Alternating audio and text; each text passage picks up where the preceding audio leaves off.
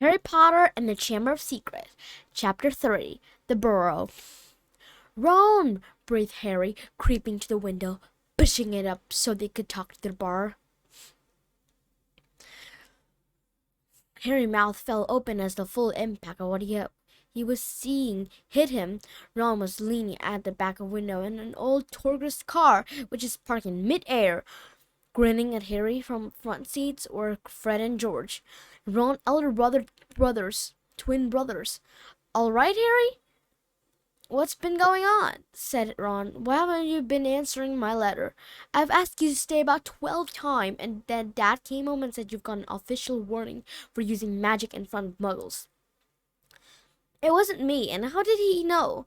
"He worked for Ministry," said Ron. "You know, we're not supposed to do spell outside school, but rich coming from you," said Harry, staring at a floating car. "Oh, this doesn't count." "Bit rich coming from you," said Harry, staring at the floating car. "Oh, this doesn't count," said Ron. "We're only borrowing this. It's that. We didn't enchant it. But doing magic in front of those muggles you live with." "I told you I didn't, but it'll take too long to explain now. Look, can you explain to them at Hogwarts that the Dursley have locked me up? It won't let me come back, and obviously I can't magic myself out because Ministry will think that's the second spell I've done in 3 days. So, stop gibbering," said Ron. "We've come to take you home with us, but you can't magic me out either." "We don't need to," said John, jerking his head toward the front seat and grinning. "You forgot who I've got with me." Tie that round the bars," said Fred, throwing the end of a rope to Harry. "If the Dursley wake up, I'm dead," said Harry as he tied the rope tightly around the bar, and Fred revved up the car. "Don't worry," said Fred, "and stand back." Harry moved back into the shadow next to Hedwig, who seemed to realize how important this was and kept still and silent. The car revved louder and louder, and suddenly, with a crunching noise, the bars were pulled clean out of the window as Fred drove straight up in the air. Harry ran back to the window to see the bar dangling a few feet from the ground. Panting, Ron hoisted him up into the car. Harry listened anxiously, but there was no sound from the Dursley bedroom. When the bars were safely in the back seat with Fred reserved as close as possible to Harry's window. "Get in," Ron said. "But all my Hogwarts stuff, my wand, my broomstick, where is it?" "Locked in the cupboard under the stair, and I can't get out of the room." "No problem," said George from the front passenger seat. "Out of the way, Harry." Fred and George climbed carefully through the window into Harry's room. "You had to hand it to them," thought Harry, as George took an ordinary hairpin from his pocket and started to pick the lock. "A lot of wizards think it's a waste of time knowing this sort of muggle trick," said Fred, "but will feel their skill worth learning, even if they're a bit slow." There was a small click and the door swung open. "So we'll get your trunk. You grab anything you need from the room and hand it out to Ron," whispered George. "Watch out for the bottom stair. It creak," Harry whispered as the twin disappeared in the dark landing. Harry dashed around his room, collecting his things together and passing them out of the window to Ron. Then he went to help Fred and George heave his trunk up the stair. Harry heard Uncle Vernon cough. At last, panting, they reached the landing. They carried the trunk through Harry's rooms to the open window. Fred climbed back into the car to pull with Ron and Harry and George. Pushed from the bedroom side, inch by inch the truck slid through the window. Uncle Vernon coughed again. "A bit more," panted Fred, who was pulling from inside the car. One good push, Harry and George threw their shoulder against the trunk, and it slid out the window into the back seat of the car. "Okay, let's go," George whispered. "Oh," but as Harry climbed on the windowsill, there came a sudden loud screech from behind, followed immediately by a thunder of Uncle Vernon's voice. "That Rudy Owl! I've forgotten Hedwig!" Harry tore back across the room as the landing light clicked on. He snatched up Hedwig's cage, dashed to the window and passage out to Ron, who was scrambling back into the chest of the door when Uncle Vernon hammered on the unlocked door, and it crashed open. and it crashed open. For a split second, Uncle Vernon stood framed in the doorway. Then he let out a blow like an angry bull and dived at Harry, grabbing him by the ankle. For Rod, Fred, and George seized Harry's arm and pulled as hard as they could. "Petunia!" roared Uncle Vernon. "He's getting away! He's getting away!" The Weasley gave a gigantic tug, and Harry's legs slid out of the Uncle Vernon grabs. As soon as Harry was put in the car and had slammed the door shut, Ron yelled, "Put your foot down, Fred!" and the car shot suddenly toward the moon. Harry couldn't believe it. He was free. He bounded down the window, the night air whipping his hair, and looked back at the shrinking rooftop of a private drive. Uncle Vernon, Aunt Petunia, and Dudley were all hanging dumbstruck out of Harry's window. "See you next summer!" Harry yelled. The Weasley roared with laughter, and Harry settled back in his seat, grinning from ear to ear. "Let Hedwig out," he told Ron. "She can fly behind us. She hasn't had a chance to stretch her wing for age." George handed the hairpin to Ron, and a moment later, Hedwig had soared joyfully out of the window to glide alongside them like a ghost. "So, what's the story, Harry?" said Ron impatiently. "What's been happening?" Harry told him all about Dobby, the warning he had given Harry, and the feast of violet pudding. There was a long shocked silence when he had finished. "Very fishy," said Fred finally. "Definitely dodgy," agreed George. "So he won't even tell you who's supposed to be plotting all this stuff." "I don't think he could," said Harry. "I told you, every time he get close to letting something slip, he started banging his head against the wall." He saw Fred and George look at each other.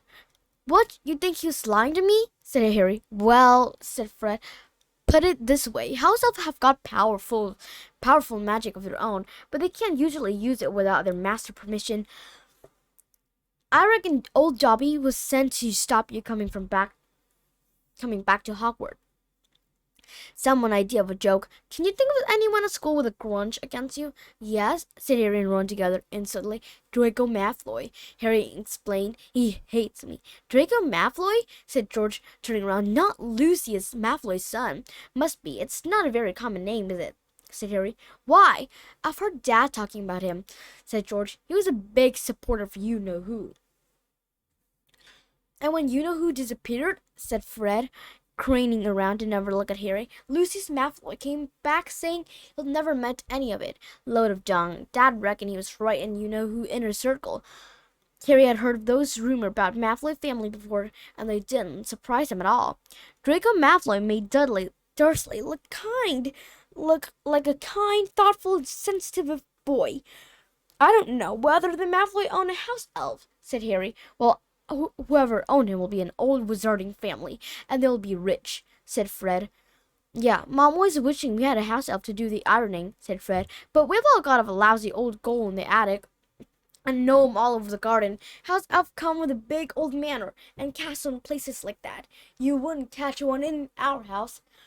Harry was silent. Judging by the fact that Draco Malfoy usually had the best of everything, his family was rolling in the wizard gold. He could just see Malfoy strutting around the large manor house, sending the family servant to stop Harry going back to Hogwarts. Also sounded exactly like the sort of thing Malfoy could do. Had Harry been stupid to take Dobby seriously? "I'm glad we came to get you, anyway," said Ron. "I was getting really worried when you didn't answer any of my letter. I thought it was Errol's fault at first." "Who's Errol?" Our owl. He's ancient. I won't be the first time he's collapsed on a delivery. So then I tried to borrow Herm's. Who's the owl Mom and Dad bought Percy when he was made a prefect," said Fred from the front. "But Percy wouldn't lend it to me," said Ron. "Said he needed him. Percy's been acting very oddly this summer," said George, frowning.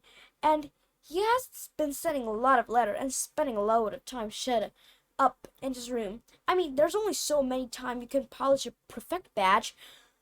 "You're driving too far west, Fred," he added, pointing at the compass on the dashboard. Fred twiddled the steering wheel. "So does your dad know you've got the car?" said Harry, guessing the answer. No," said Ron. "He had to work tonight, and hopefully we'll be able to get it back in the garage without Mum noticing we flew it."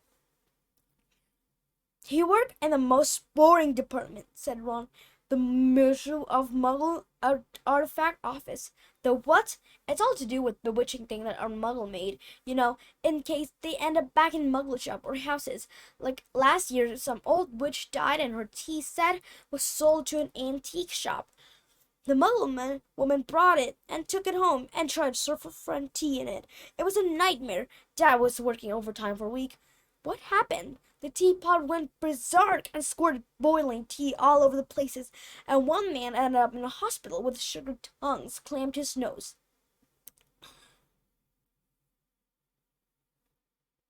Dad was going frantic, and it's only him and old Warlock, Colin Perkins, in the office, and they had to deal with memory charm and all sort of to cover it up. But your dad, this car? Fred laughed. Yeah, Dad mad about everything to do with muggles. Our shed full of muggle stuff. He took it apart, put a spell on it, and put it back together again. If you raided our houses, he'd have to put himself straight under arrest. It drives Mom mad. That's the main road, said George, peering down through the windscreen. We'll be there in 10 minutes. Just as well. It's getting light. A faint pinkish glow was visible along the horizon to the east. Fred brought the car lower, and Harry saw a dark patchwork of field and clump of trees. We're a little way outside the village, said George. Oh, to raise Saint Catchpole. Lower and lower went the flying car. The edge of a brilliant red sun was touched down, gleaming through the trees. Touchdown, said Fred, as with a slight bump they hit the ground. They had landed next to the tumbled down garage in a small yard, and Harry looked out for the first time at Ron houses.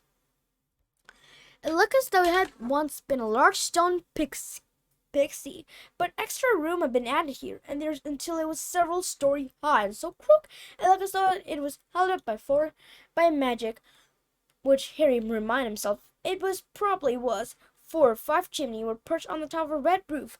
A lopsided sign stuck in the ground near the entrance read, The Burrow. Round the front door lay a jumble of whaling tin, boots, and a very rusty cauldron. Several fat brown chicken were pricking their way around the yard. It's not much, said Ron. It's brilliant, said Harry happily, thinking of private drive. They got out of the car. Now, we'll go upstairs really quietly, said Fred, and wait for Mum to call us for breakfast. Then, Ron, you come bounding downstairs going, Mum, look who turned up in the night. And she'll be all pleased to see Harry, and no one need ever know who fly the car. We flew the car, right, said Ron. Come on, Harry, I sleep at the... Ron had gone a nasty greenish color, his eyes fixed on the houses. The other 3 wheeled around. Mrs. Weasley was marching across the yard, scattering the chicken.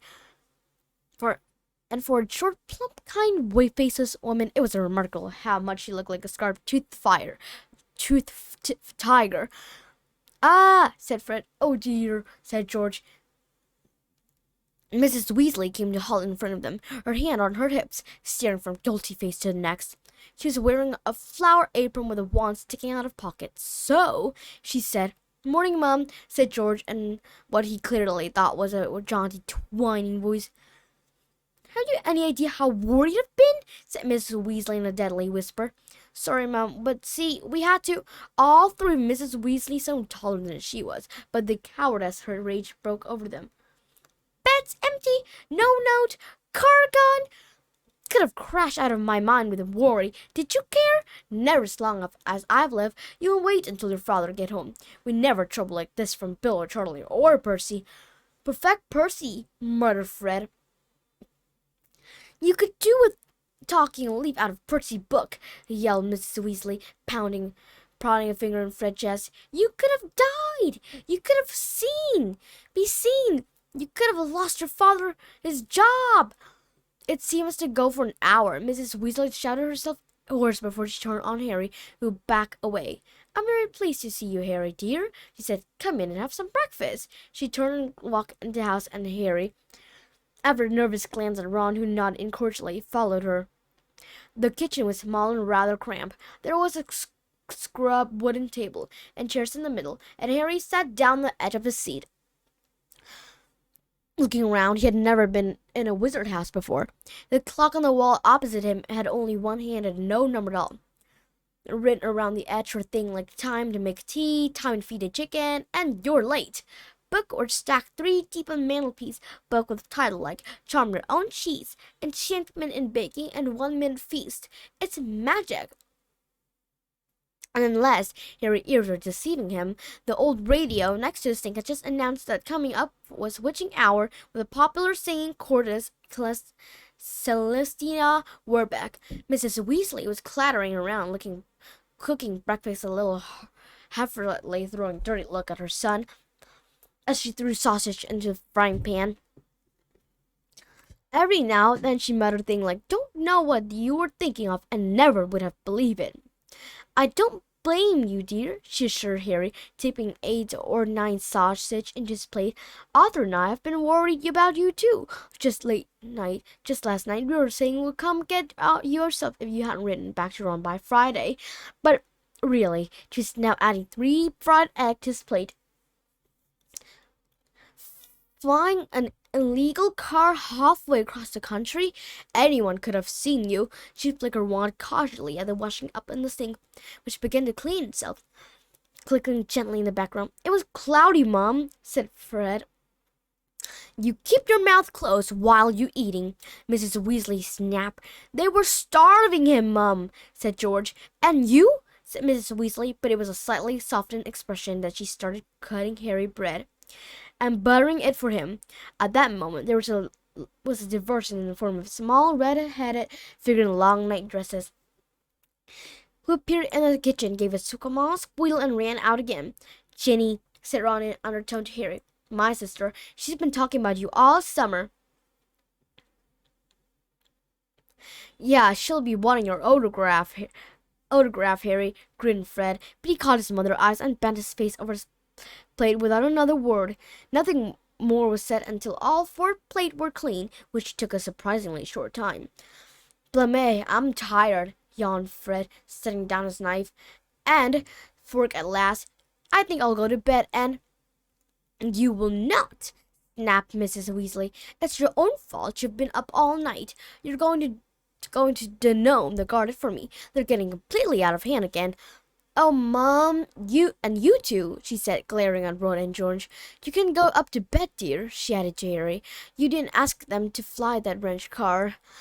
But Harry, who felt wide awake, said quickly, "I'll help Ron. I've never seen a denoming." "That's very sweet of you, dear, but it's all dull work," said Mrs. Weasley. "Now let's see what Lockhart got to say on the subject." And she pulled a heavy book from a stack on the mantelpieces. George groaned. "Mom, we know how to denome a garden." Harry looked at the cover of Mrs. Weasley's book, written across in fancy gold letter with the word "Gildersleeve Lockhart, Guide to Household Pest."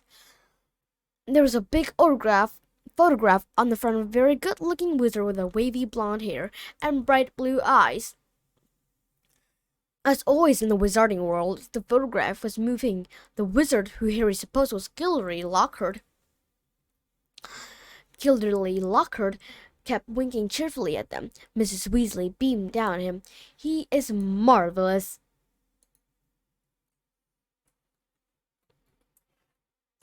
Wait a minute, because I've got a bit of a problem.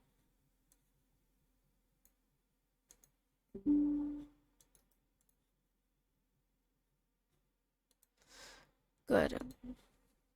Okay.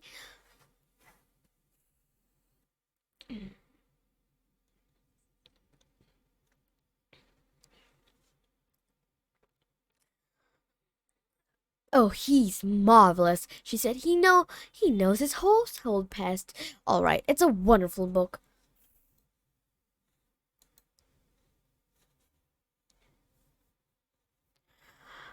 Um, all Yawning and grumbling, the Weasley slouched outside with Harry behind them. "Okay, wait a minute.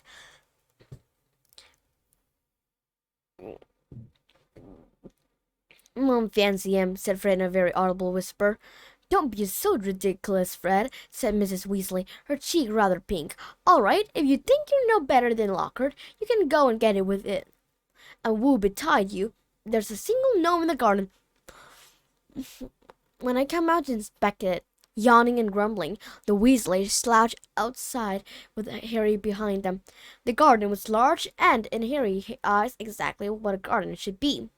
The Dursley wouldn't have liked it when there was plenty of weeds, the grass needed cutting, but there was a snarled tree all around the wall. Plants, Harry. Wait a minute. I'm gonna have to told my mother because she's told me.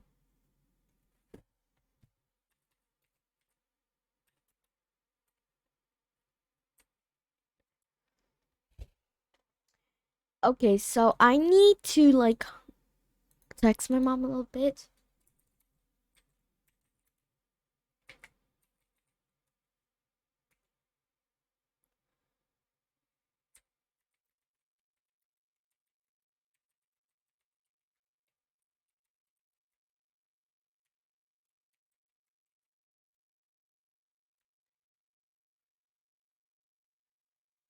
Okay. Hmm.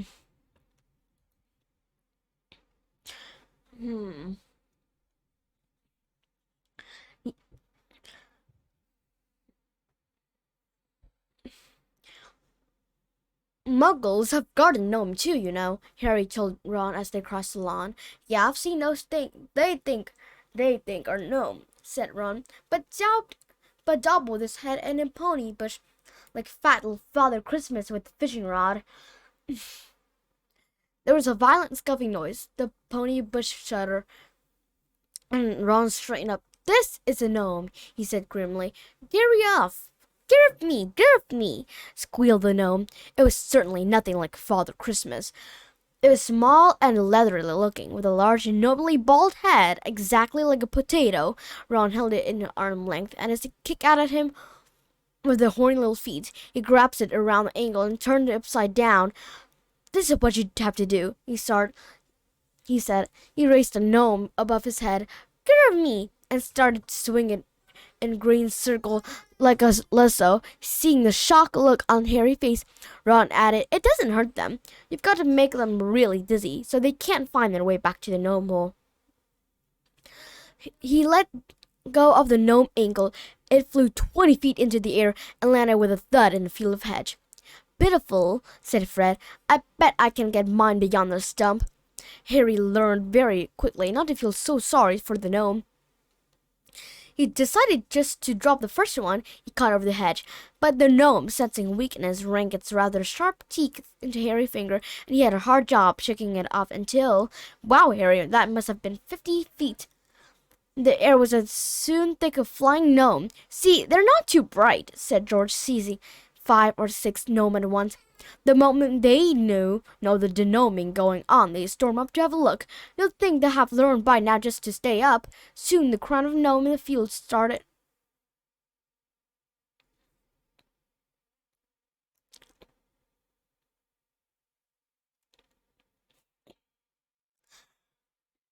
They'll be back, said Ron as they watched the gnome disappear in the hedge of the other side of the field.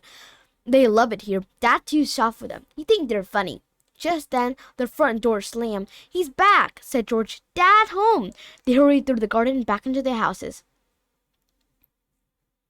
Mr. Weasley was slumped in the kitchen chair with a glass of his head and eyes closed. He was a thin man, going bald, but the little hair he had was as red as any of his children.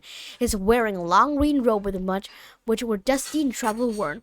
What a night, he mumbled, groping for a teapot as they sat down around him. 9, Raid, 9. An old Mundus Fletcher tried to put a hex on me when I had my back turned. Mr. Weasley took a long gulp of tea and sighed. Find anything, Dad? Said Fred eagerly. All I got were a few shrinking door keys and a bidding kettle, yawned Mr. Weasley. There was some pretty nasty stuff that wasn't my department, though. More Lake was taken away from questioning about some extremely old ferret. But that's a commitment of experimental charm. Thanks, goodness. Why would anyone bother making door keys shrink? Said George. Just muggle baiting, said Mr. Weasley. Sell them a key that keeps shrinking up to nothing. They can never find it when they need it, of course. It's very hard to convict anyone because no mug would admit their key keeps shrinking. They'll insist they just keep losing it. Them. Bless them, they'll go any length to ignore magic, even if it's staring them in the face. But the thing our lots have taken to enchanting, you wouldn't believe. Like cars, for instance. Mrs. Weasley had appeared, holding a long poker like a sword. Mr. Weasley, eyes jerked open. He stared guiltily at his wife. Cars, Molly dear? Yes, Arthur, cars, said Mrs. Weasley, her eyes flashing. Imagine a wizard buying a rusty old car and telling his wife all he wanted to do with it was to take it apart and see how it would work, while really he was enchanting it to make it fly.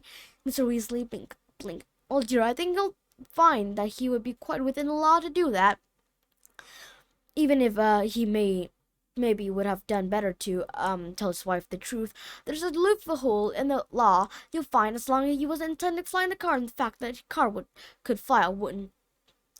Arthur Weasley, you should make sure there was a loophole when you wrote the law, shouted Mrs. Weasley, just so you could carry on tinkering with all that muggle rubbish in a shed. And for your information, Harry arrived this morning in the car you weren't intending to fly. Harry? Said Mr. Weasley blankly. Harry who?